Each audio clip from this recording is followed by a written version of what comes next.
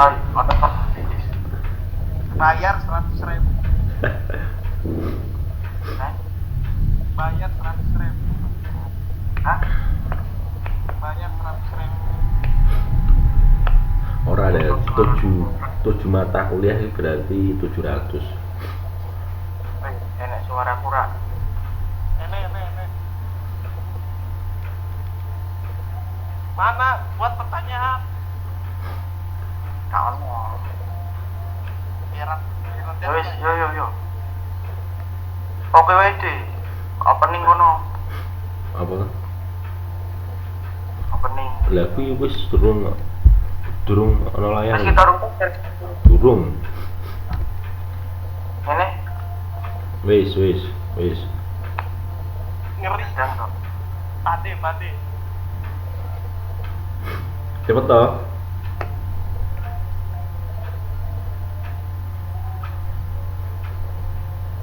Yo. Wis pade ini todes.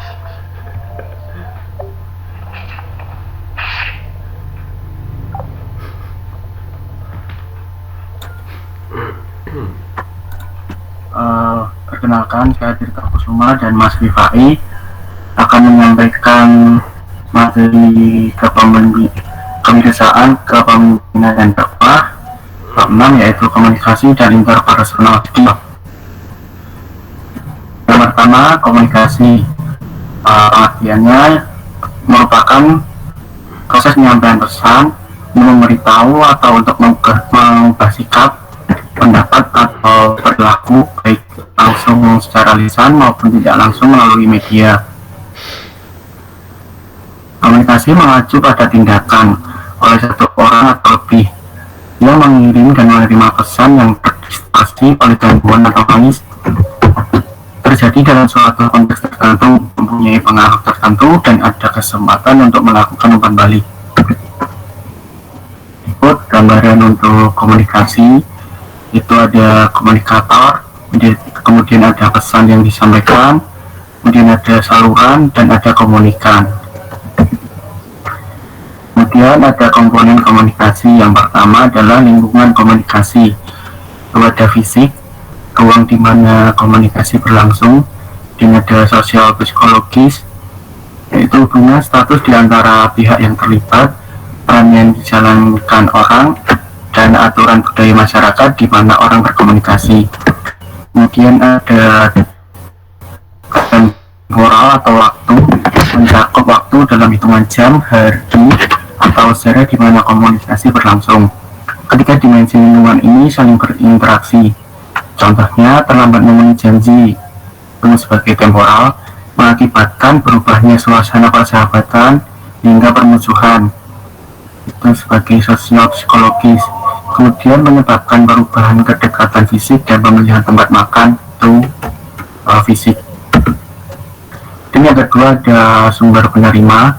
Istilah sumber atau komunikator, penerima atau komunikan sebagai satu kesatuan tak terpisahkan. Sumber atau pembicara sekaligus penerima atau pendengar. Dan ketika mengirim pesan, kita juga akan menerima pesan. Dan yang ketiga ada encoding, decoding. Encoding atau penyandian itu merupakan berbicara, menulis. Dan decoding atau pemecahan sandi merupakan mendengarkan dan membaca. Encoding, decoding satu kesatuan tak terpisahkan untuk menegaskan bahwa fungsi ini dijalankan secara simultan. Jadi yang keempat, kompetensi komunikasi. Mengacu kemampuan berkomunikasi secara efektif, feedback, dan Tupac 1989 mencakup hal seperti pengetahuan tentang peran lingkungan atau konteks dalam mempengaruhi kandungan atau konten dan bentuk pesan komunikasi. Makin tinggi kompetensi, makin banyak tahu pilihan berkomunikasi. Yang kelima ada pesan. Pesan komunikasi mempunyai banyak bentuk. Walaupun kita menganggap pesan selalu dalam bentuk verbal, tulisan atau tertulis, ini bukanlah satu-satunya jenis pesan. Kita juga berkomunikasi secara non-verbal atau tanpa kata atau syarat, gerak, dan mimik. Contoh busana yang kita kenakan, cara kita berjalan, berjabat tangan, menggelengkan kepala, menyisir rambut, duduk dan tersenyum. Dan yang keenam adalah saluran. Dari media yang dilalui pesan, lebih dari satu saluran dipakai. Contohnya dalam tatap muka kita berbicara dan mendengarkan atau saluran suara. Tetapi kita juga memberikan isyarat tubuh dan menerima isyarat ini secara visual atau saluran visual. Kita juga memancarkan dan mencium bau-bauan atau saluran olfaktori. Seringkali kita saling menyentuh, ini pun merupakan komunikasi atau saluran taktil. Yang ketujuh ada umpan balik, informasi yang dikirimkan balik ke sumbernya. Umpan balik dapat berasal dari diri sendiri atau orang lain. Bila Anda menyampaikan pesan, misalnya berbicara kepada orang lain, Anda juga mendengar diri Anda sendiri. Artinya Anda menerima umpan balik dari pesan Anda sendiri. Anda mendengar apa yang Anda katakan, Anda merasakan gerakan Anda melihat apa yang Anda tulis. Untuk umpan balik, kerutan dahi atau senyuman, anggukan atau gelengan kepala, tepukan di bahu atau tamparan di pipi. Dan yang ke-8 ada gangguan dalam komunikasi yang mendistorsi pesan, menghalangi penerima dalam menerima pesan, dan sumber dalam mengirimkan pesan. Gangguan fisik atau ada orang lain berbicara, kemudian psikologis atau pemikiran yang sudah ada di kepala kita atau semantik, lalu salah pengartikan makna. Macamnya ada 3, yaitu fisik. Definisinya intervensi dengan transmisi fisik isyarat atau pesan lain. Contohnya jaringan mobil yang lewat, gangguan komputer, kacamata. Dan yang kedua psikologis, definisinya interferensi kognitif atau mental. Contohnya prasangka dan bias pada sumber penerima, pikiran yang sempit. Dan yang ketiga ada semantik, definisinya pembicaraan dan pendengar memberi arti yang berlainan. Orang berbicara dengan bahasa yang berbeda, menggunakan jargon atau istilah terlalu rumit,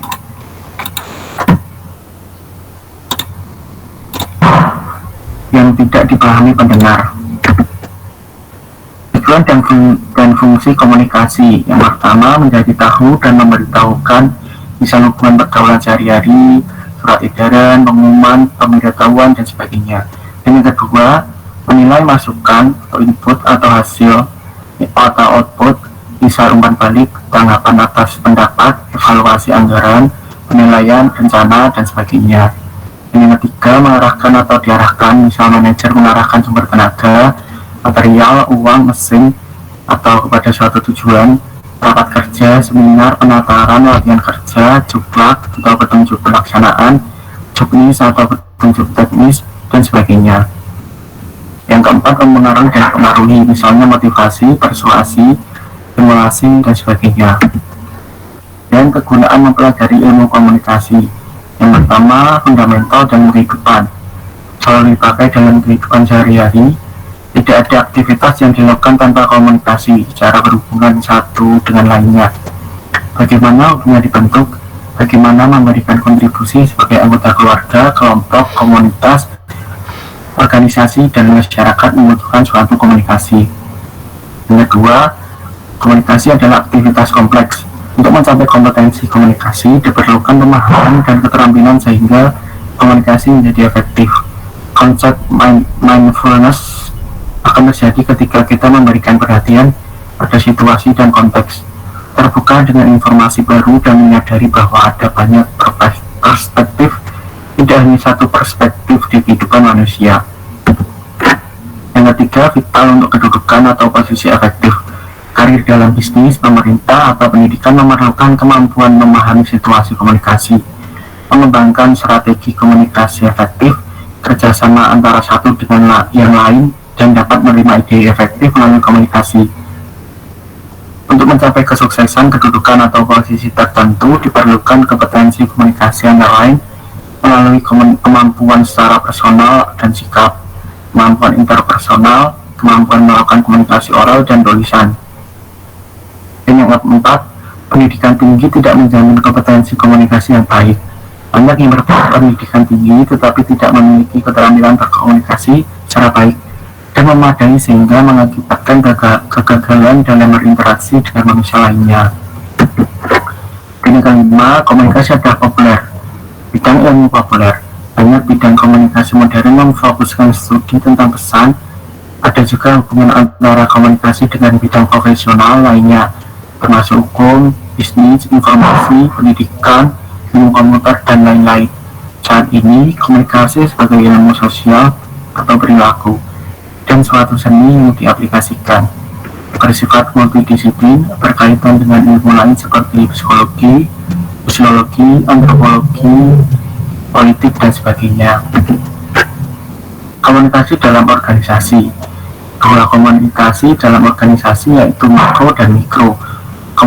Komunikasi makro terjadi antara organisasi dengan lingkungannya atau dengan organisasi lainnya.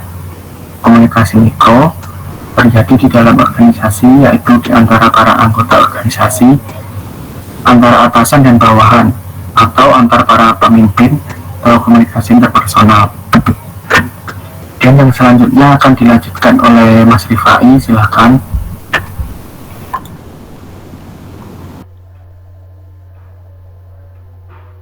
Ya, slide selanjutnya Mas.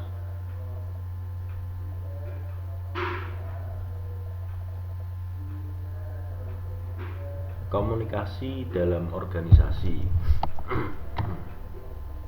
Yaitu ada komunikasi formal dan informal. Komunikasi formal yaitu komunikasi secara resmi dilakukan dalam lembaga formal melalui garis perintah instruktif dan berdasarkan struktur organisasi oleh pelaku yang berkomunikasi. Yang kedua yaitu komunikasi informal. Proses komunikasi tanpa mempedulikan sistem atau hierarki suatu organisasi. Oleh sebab itu, komunikasi ini informal juga tidak mempedulikan posisi seseorang dalam organisasi. Lanjut, Mas.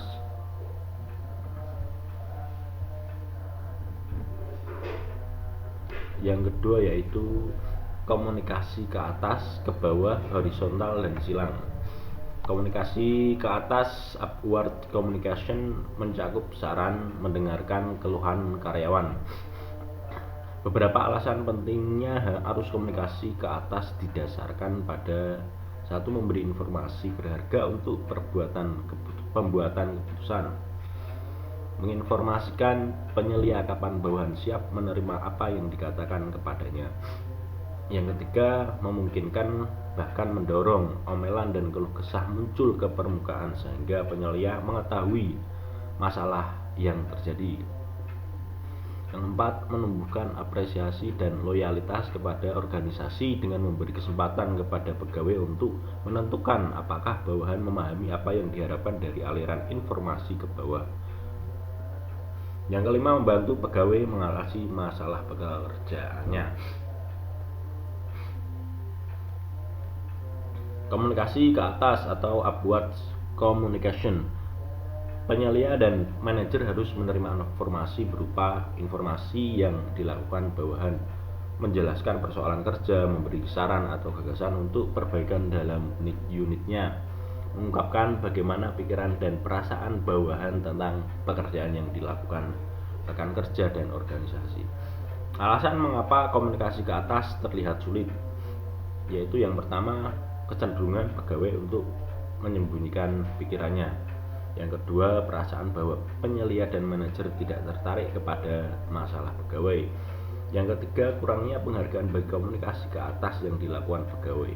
Yang keempat, perasaan bahwa penyelia dan manajer tidak dapat dihubungi dan tidak tanggap pada apa yang disampaikan oleh pegawai.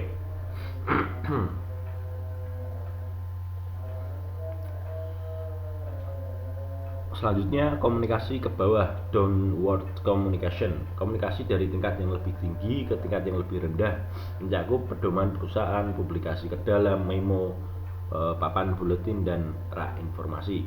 Informasi yang dikomunikasikan antara lain yaitu satu, bagaimana melakukan pekerjaan, dasar pemikiran melakukan pekerjaan, kebijakan dan praktik organisasi, kinerja pegawai, dan informasi mengembangkan rasa memiliki tugas atau tanggung jawab.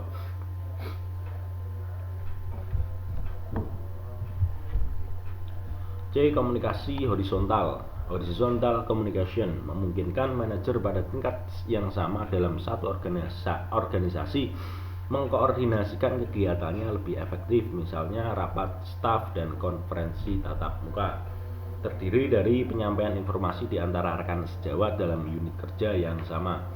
Tujuan dari komunikasi horizontal yaitu koordinasi penugasan kerja, berbagai informasi mengenai rencana dan kegiatan, memecahkan masalah, memperoleh pemahaman bersama, mendamaikan berunding dan menengahi perbedaan.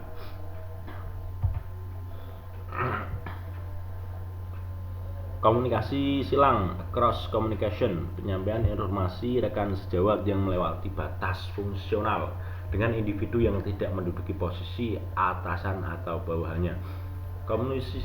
Komunikasi silang menciptakan satu perasaan yang kita atau kami guna menumbuhkan kebersamaan. Yang kedua, pengertian yang simpatik mengamankan koordinasi pada beberapa sektor. 4. Kerjasama yang berhasil, iklim yang sehat dan menguntungkan. Kaidah komunikasi: reach, respect, empathy, audible, clarity, dan humble. 1. Respect, sikap hormat dan sikap menghargai orang lain, hadirin, audiens. Jika dalam presentasi harus mengkritik seseorang, lakukanlah dengan penuh respect terhadap harga diri dan kebanggaan orang tersebut. Empati yaitu kemampuan menempatkan diri pada kondisi yang dihadapi orang lain. Kemampuan menyampaikan pesan dengan cara dan sikap yang akan memudahkan penerima pesan menerimanya. Oleh karena itu, pembicara harus terlebih dulu memahami latar belakang, golongan, lapisan sosial, tingkat umur, pendidikan, kebutuhan, minat, harapan, dan sebagainya dari calon hadirin atau audiens. Audible, pesan yang disampaikan dapat diterima oleh penerima pesan. Pesan harus disampaikan melalui medium atau delivery channel, sedemikian dapat diterima dengan baik oleh penerima pesan. Kemampuan menggunakan berbagai media maupun perlengkapan atau alat bantu audio visual yang akan membantu agar pesan dapat diterima dengan baik. Clarity yaitu kejelasan pesan yang disampaikan. Clarity juga sangat tergantung pada mutu suara dan bahasa yang digunakan. Penggunaan bahasa yang tidak dimengerti akan membuat pidato atau presentasi tidak dapat mencapai tujuannya. Yang kelima, humble, sikap rendah hati, tidak sombong dan menganggap diri penting. Teknik presentasi yaitu komunikasi lisan atau pidato yang telah disiapkan dan disampaikan dengan cara formal. Presentasi dapat berupa laporan kemajuan, penjelasan produk jasa baru pada klien, kuliah, pelatihan, wawancara pekerjaan, dan sebagainya. Menggunakan sarana pendukung seperti audio visual dan berbagai teknik penyampaian pesan seperti demonstrasi partisipatif, interaktif, dan sebagainya. Dengan menggunakan sarana pendukung dan teknik khusus dalam penyampaian, maka presentasi dapat mengubah pidato yang cenderung rumit menjadi hal yang menarik atau sederhana. Berikut gambaran persiapan presentasi. Ya, kalian dapat melihat gambar tersebut. Presentasi sukses ibarat fenomena gunung es, yaitu coba lihat atau amati pada gambar tersebut. Puncak gunung es dan keindahan yang terlihat di atas permukaan air hanya ujung dari gunung es tersebut. Lebih dari 90% es berada di bawah permukaan air dan merupakan basis atau pondasi kekuatan dari gunung es yang berada di atas. Artinya bahwa sebuah presentasi yang sukses 90% bergantung pada persiapan, atau bisa dikatakan orang-orang besar itu berangkat dari membaca. Orang tidak akan membaca atau mempunyai referensi banyak. Orang tidak akan berbicara atau presentasi kalau tidak mempunyai referensi banyak. Sementara orang tidak akan mempunyai referensi banyak kalau tidak membaca. Yuk lanjut. 8 langkah menuju presentasi sukses, yaitu yang pertama, analisa pendengar. Mendapatkan informasi sebanyak-banyaknya tentang siapa yang menjadi pendengarnya. Atau sering yang kita dengar yaitu kalau ingin menjadi pembicara yang baik, maka jadilah pendengar yang baik terlebih dahulu. Itu mungkin ungkapan-ungkapan yang sering kita jumpai. Yang kedua yaitu beberapa hal yang menyangkut informasi tentang siapa para pendengar, antara lain yaitu berkaitan dengan profesi, jenis kelamin, umur, jumlahnya, dan kehadirannya terpaksa atau sukarela, serta harapan apa yang diinginkan. Yang kedua, peninjauan lokasi. Peninjauan lokasi diperlukan sebelum pelaksanaan presentasi bisnis.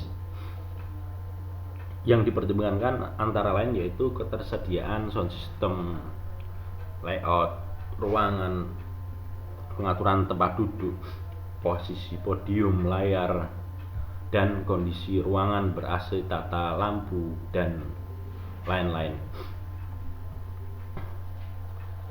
Yang ketiga, kerangka dan susunan. Tetapkan tujuan atau sasarannya. Dapatkan umpan balik dari teman atau ahli dalam bidang yang akan dipresentasikan. Menyusun peta pemikiran dari topik yang dipilih. Membuat agenda, outline, atau catatan kecil tentang urutan pembicaraan yang akan disampaikan.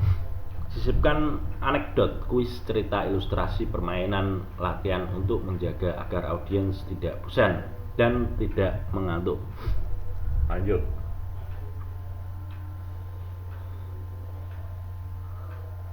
Yang keempat, penelitian dan penerapan. Bagian ini mengarah pada kajian pembicara atau presenter terhadap 3 langkah sebelumnya, yaitu analisis pendengar, peninjauan lokasi, dan kerangka presentasi.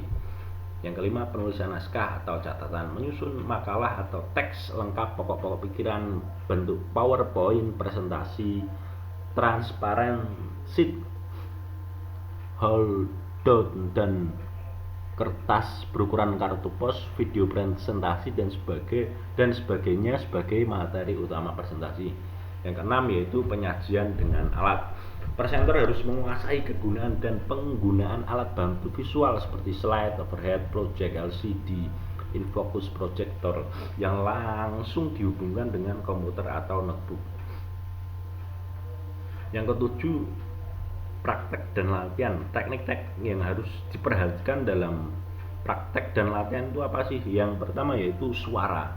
Yang kedua, jarak pandang, perilaku, menjadi diri sendiri. Lebih penting lagi, kita harus pede, percaya diri. Yang selanjutnya, sasaran, jangan terlalu banyak informasi. Selanjutnya, jangan terlalu lama. Yang kedelapan yaitu presentasi atau penyampaian be front, tepat waktu. Yang kedua, be presentable, hadir, menarik, dan bermanfaat. Selanjutnya, be prepared, siap tempur. Be relevant, mutakhir dan sesuai janji atau harapan. Be organized, teratur dan sistematik. Be receptive, menerima saran dan kritik dengan tulus. Be thorough, tuntas, jelas, dan menyeluruh. Be brief, optimal, dan seringkas mungkin. Ya, berikut bagan langkah menuju presentasi sukses. Itu kurang jelas itu. Yang nomor 1 yaitu dari bawah digambarkan sebuah piramid. Nomor 1 yaitu langkahnya yaitu analisa pendengar. Yang kedua, peninjauan lokasi. Yang ketiga, kerangka dan susunan. Yang keempat, penelitian dan penerapan. 5, penulisan naskah atau catatan. Yang keenam, penyajian dengan alat peraga. Yang ketujuh, praktek dan latihan. Yang kedelapan, apa itu yang ke-8? Yang ke-8 apa, Mas?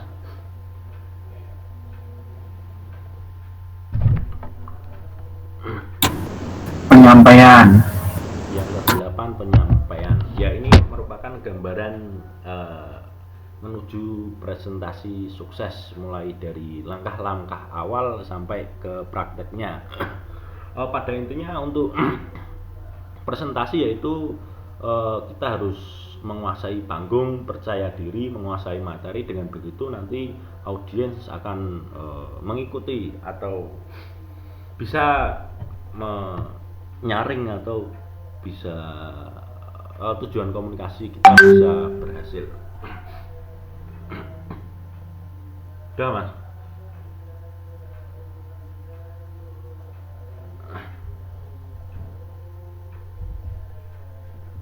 Terima kasih. Kopi pahit jangan diminum. Mohon pamit. Wassalamualaikum. Selanjutnya presentasi selanjutnya atau pertanyaan, monggo Pak.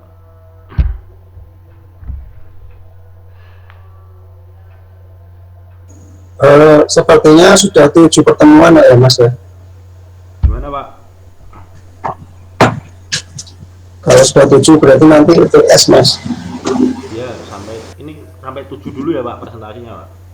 Sepertinya begitu ya, karena tadi saya pikir masih ada beberapa pertemuan untuk yang reguler kan masih ada dua pertemuan, ternyata saya buat ini tadi di SIM sudah 7 pertemuan. Monggo untuk Atau masih ada satu lagi mau presentasi. Kelompok 7 Pak. Mau kelompok 7 belum? Belum. Baik, kalau gitu kelompok 7 bisa langsung mulai aja ya. Ya Pak. Monggo. Baik.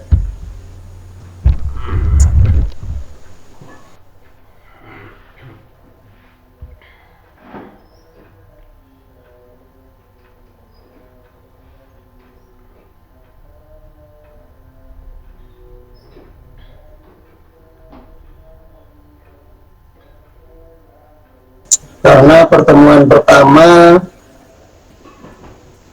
tidak ada yang presentasi kan, pembentukan kelompok ya. Oh iya. Ya, ya.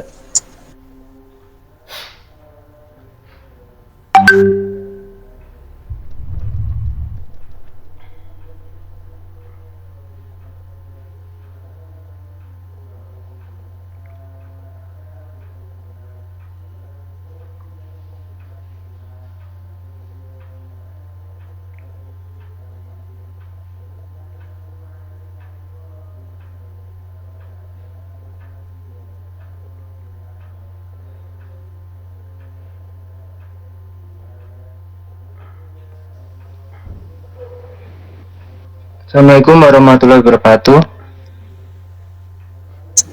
Waalaikumsalam. Ini kelompok 7 saya David dan Mbak Nadia mempresentasikan tentang kewirausahaan, kepemimpinan dakwah bab 7 terkait dengan imajinasi, intuisi, dan eksploitasi. Imajinasi, gambar angan, daya membayangkan atau khayalan. Imajinasi reproduksi adalah kemampuan membentuk kembali pengalaman masa lalu. Imajinasi bidang sains dikatakan produktif atau imajinasi yang kreatif. Hasil imajinasi kreatif adalah penemuan baru. Penemuan baru berbentuk benda, konsep, ide, atau model. Imajinasi kreatif membantu mengeksplorasi pilihan berbeda dan melihat banyak sekali skenario dan peluang hasilnya. Dan imajinasi, mimpi, dan fantasi akan menjadi kenyataan dengan usaha yang bertahap.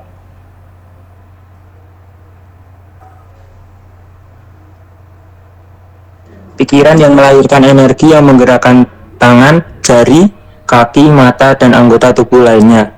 Jika bisa menggabungkan imajinasi, harapan, rencana, peluang, dan kerja keras, imajinasi akan berubah menjadi sukses yang paling indah dalam hidup. Imajinasi disebut sebagai visi dalam literatur manajemen. Allah mengikuti persangkaan hambanya. Surat Ar-Rahman ayat 33. Hai golongan jin dan manusia, jika kamu sanggup menembus atau melintasi penjuru langit dan bumi, maka tembuslah. Kamu tidak akan mampu menembusnya kecuali dengan kekuatan dari Allah Subhanahu wa Ta'ala.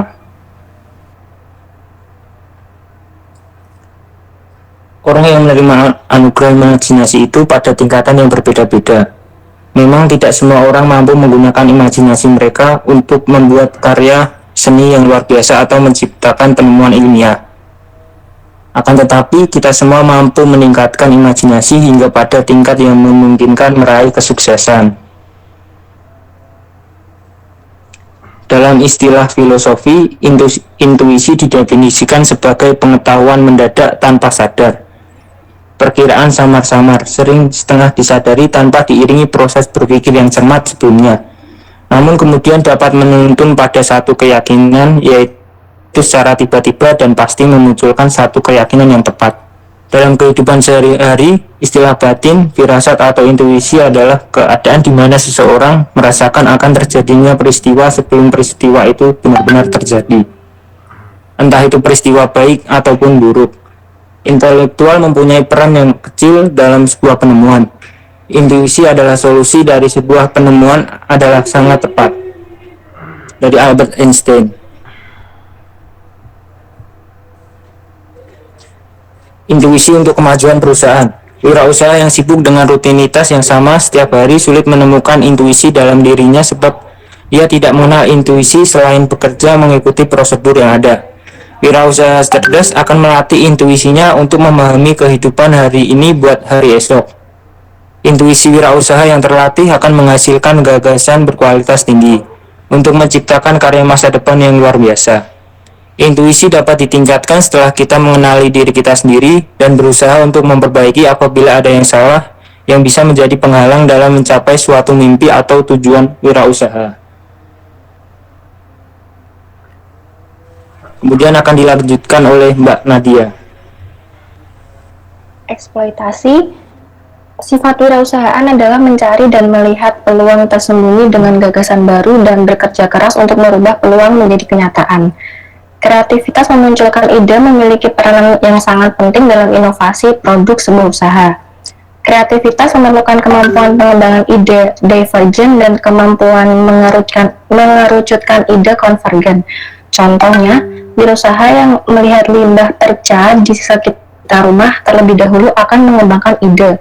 Bisa dijadikan apa saja ya, aksesoris, boneka, hiasan dinding, tudung saji. Setelah itu mengerucutkan ide itu tadi sehingga lebih fokus dan realistis untuk dijalankan. Next, Prof. George Willett dalam ALMA 2005 dalam karyanya yang berjudul Artistic Research Tool for Scientific Minds mengemukakan bahwa kemajuan usaha dipengaruhi oleh mental bawah sadar berupa imajinasi dan intuisi.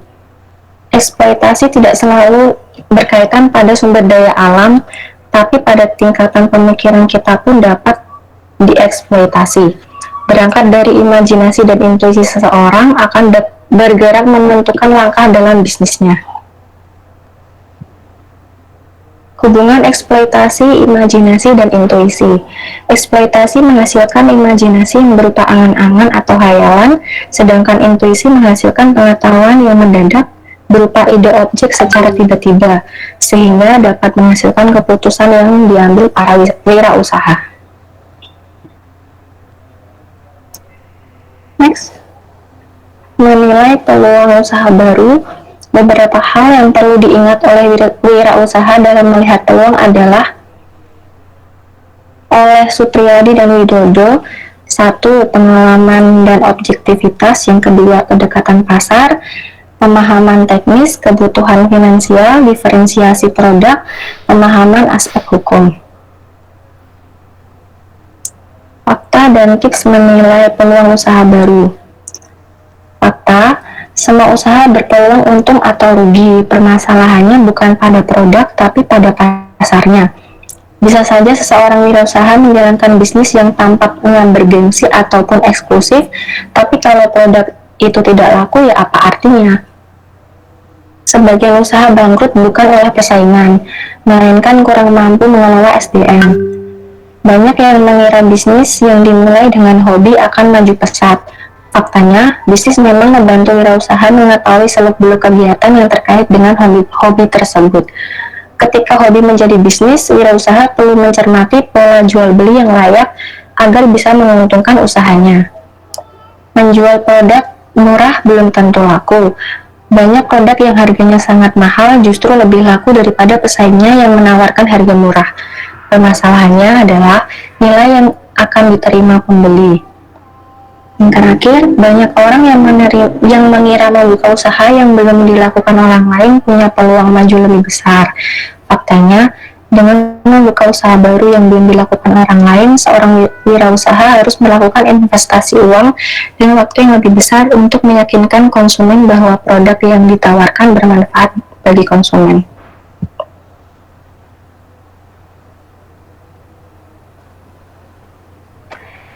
Berikut adalah tips. Wirausaha perlu mencari sesuatu yang membuatnya senang, misalnya makanan, pendidikan, interior, fashion, perbankan, dan lain-lain. Tidak usah dipikirkan kegiatan itu menguntungkan atau tidak. Yang penting ia dapat memilih dan melakukan kegiatan yang menyenangkan. Setelah mengumpulkan kegiatan yang menyenangkan, seorang wirausaha bisa memulai dan memilih salah satu dari kegiatan tersebut yang pasarnya benar-benar bagus. Misalnya, seseorang wirausaha menyenangi kegiatan yang berkaitan dengan makanan, maka ia memilih mana yang pasarnya lebih bagus, seperti usaha catering, membuka warung makan, membuat kue kering, minuman ringan, bisnis hantaran makanan atau parcel, atau menjadi penulis resep inovatif di majalah-majalah. Setelah memilih dengan mantap, wirausaha perlu mencari tentang pesaing dalam bidang usaha tersebut. Dengan mengetahui kualitas dan kuantitas pesaing wirausaha, dapat mengukur kemampuannya dalam membangun usaha.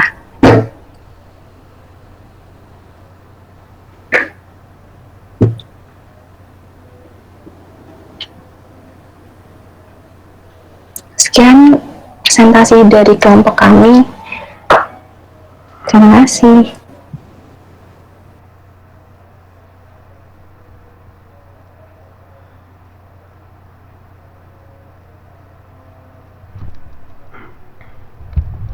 Ya, silahkan kawan-kawan kalau mau bertanya dari presentasi awal sampai akhir kelompok 6 dan 7.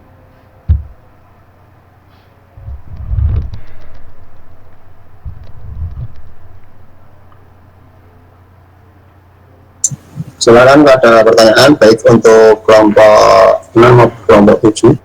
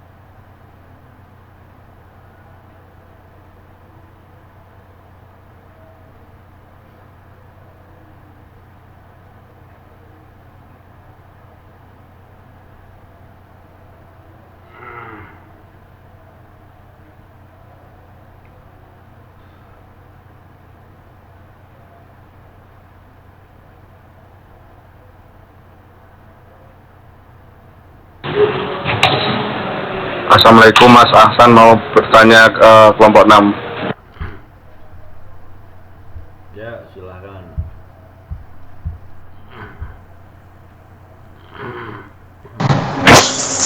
dalam sebuah organisasi tentunya komunikasi juga sangat penting.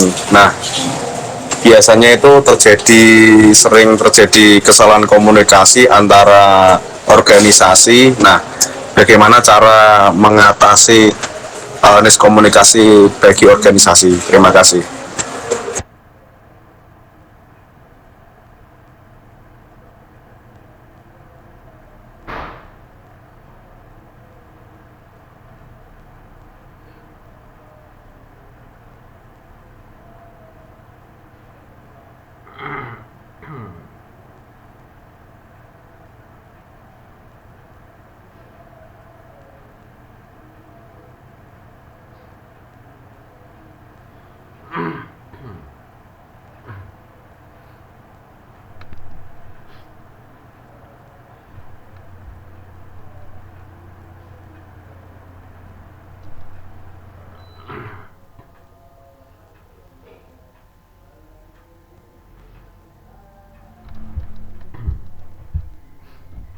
Ya, pertama pertanyaan dari Mas Yaki, bagaimana tanggapan kelompok Anda apabila ada keluhan komunikasi dari seseorang yang merasa dirinya introvert? Bagaimana dia bisa memaksimalkan kemampuan komunikasinya dengan perasaan yang membelenggu yang dia rasakan? Jadi pengalaman dalam suatu organisasi, instansi, kita itu berangkat dari latar belakang yang berbeda, memiliki karakter dan kemampuan yang berbeda. Tentunya masing-masing mempunyai karakter komunikasi yang berbeda-beda. Dengan perbedaan itu, salah satunya ada yang introvert. Cara mengatasinya yaitu kita tidak bisa memaksakan kehendak. Cara berkomunikasinya harus begini begitu, harus secara umum, itu nggak bisa, jangan dipaksakan. Mengapa? Karena ya itulah bekal atau karakter komunikasi yang dia bawa dari latar belakang, mungkin keluarganya atau lingkungan rumahnya. Bahkan dalam suatu instansi atau perusahaan yang saya bekerja itu memang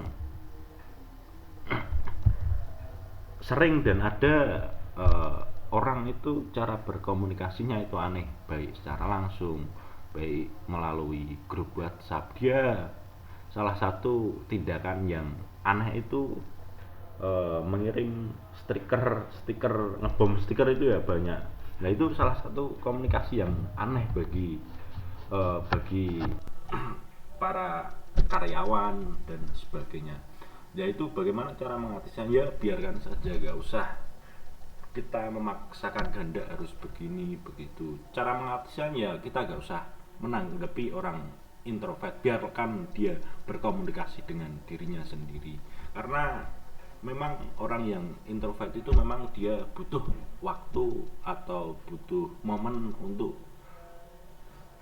dia itu sendiri, dan apa itu dia menjauh dari lingkungan umum. Begitu Mas Yaki. Bagaimana, ada tanggapan atau ingin menambahkan?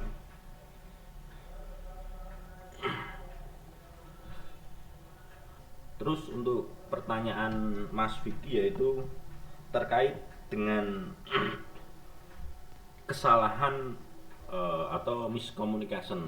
Ini memang sering kita jumpai pada organisasi manapun, sering kali terjadi miscommunication.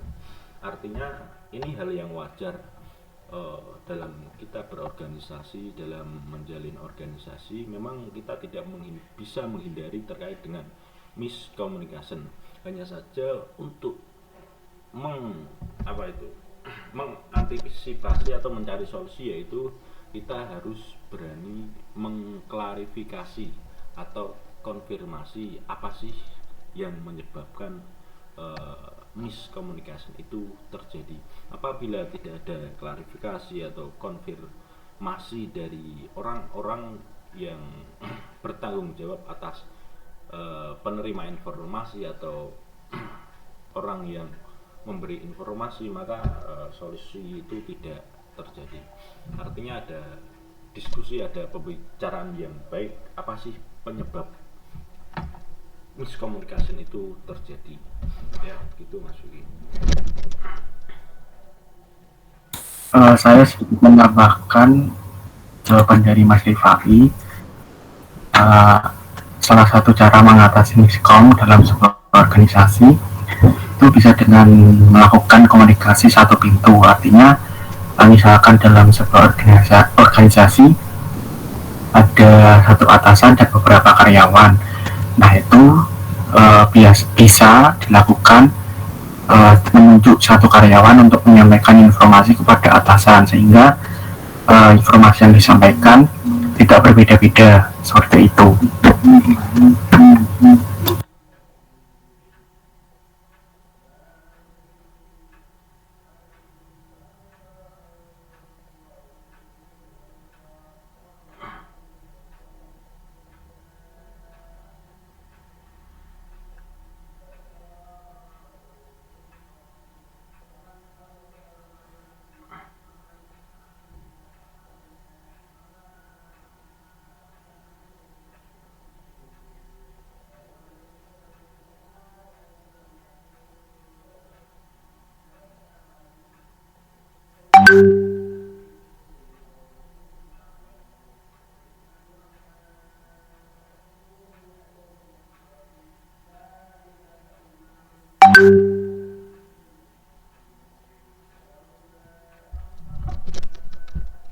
Ngeflow itu maksudnya gimana Mas?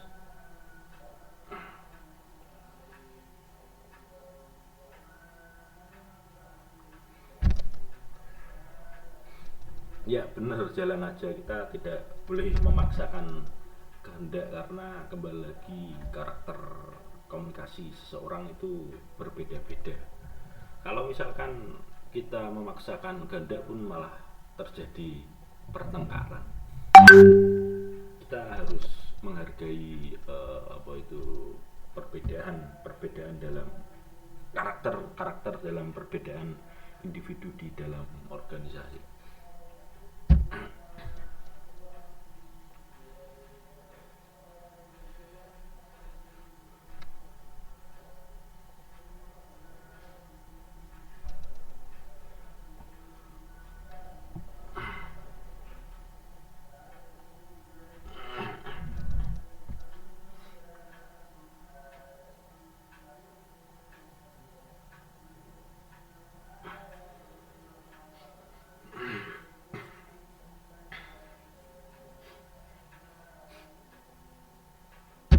Ya, selanjutnya mau pertanyaan ke kelompok 7 atau kelompok 6.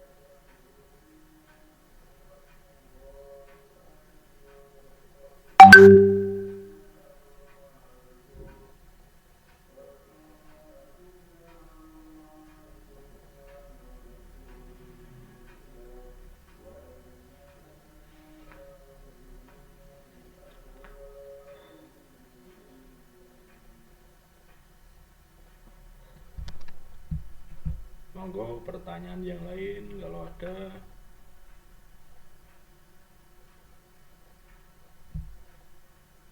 Mas Rafli.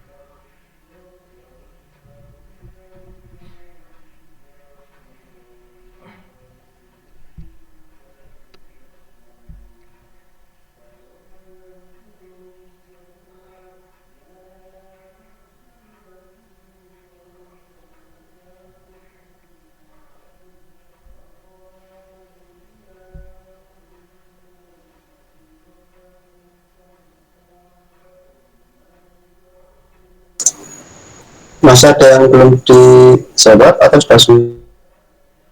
Sudah ini Pak. Pertanyaannya Sudah semua Pak. sudah semua Pak.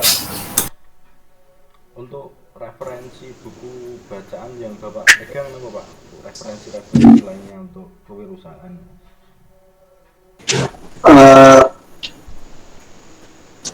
sembarang sih kalau Bang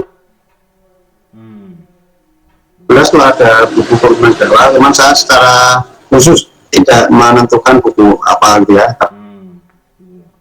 tapi asal isinya itu sama dengan bisa dipakai. Maksudnya misalnya bab 5 ini ada di buku apa gitu, bisa. Tapi sebenarnya dari materi saya saja sudah cukup Mas untuk materi ujian ya.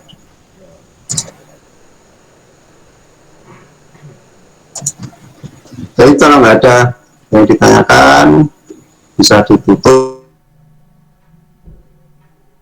Mas siapa tadi yang buka tadi, Mas Arifai ya, atau yang presentasi? Ya Pak. Ya baik. Silakan bisa ditutup. Selamat belajar. Semoga sukses. Untuk ujiannya sepertinya offline ya. Saya belum tahu nih untuk selesai ya. Tapi kalau yang untuk reguler sepertinya offline semua. Offline ya Mas ya? Offline.